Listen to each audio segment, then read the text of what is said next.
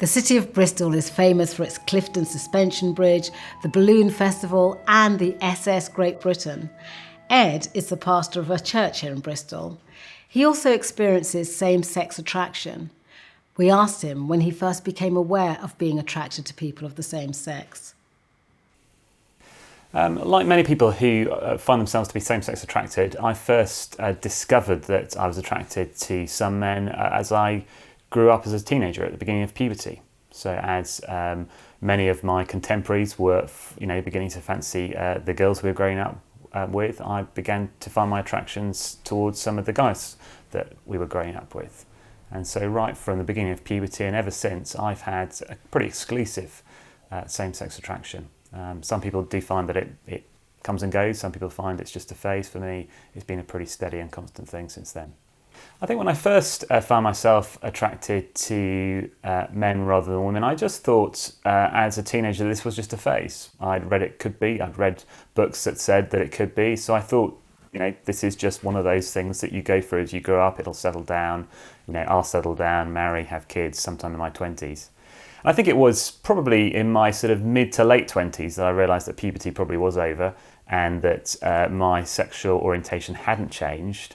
And that therefore I probably needed to sort of orientate my life around that reality rather than hope for it suddenly to change overnight before I was 30. I think I was hoping it was change. I also wasn't thinking about it a huge amount in the sense that I wasn't letting it be the be-all and end-all about me. It was part of my life. It was part of my life that I wasn't wonderfully happy about or happy with, but I wasn't trying to do a lot to make myself change. I was just expecting or hoping for some form of change at some stage in some way.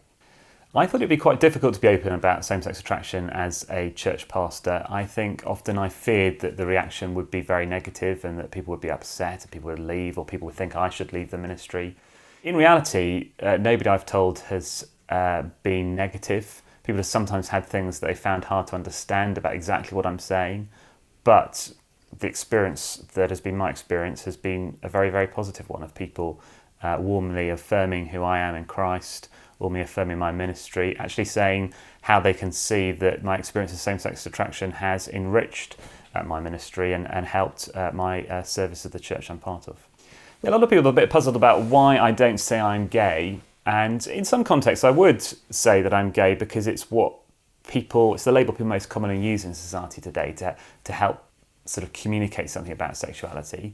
The problem though with saying I'm gay is that people misinterpret it and people think that what I'm saying by that is I'm embracing a gay identity and that I'm wanting to live the gay lifestyle, and as a result they want to introduce me suddenly to their friend Barry and suggest that me and Barry might get along and might be very happily married in a few years' time. I suspect that sexuality and relationships is one of those contexts where we want to communicate accurately so that we don't hurt other people. So I want to communicate accurately, and I find that saying I experience same-sex attraction is a good way of both communicating the reality of my sexuality, but communicating in a way that makes people think about what I am saying and what I'm not saying. People presume they know what I mean if I'm saying I'm gay. People are intrigued when I say I experience same-sex attraction. It doesn't quite it's not quite normal way of it. It's not a normal way of expressing yourself, and so people want to find out more.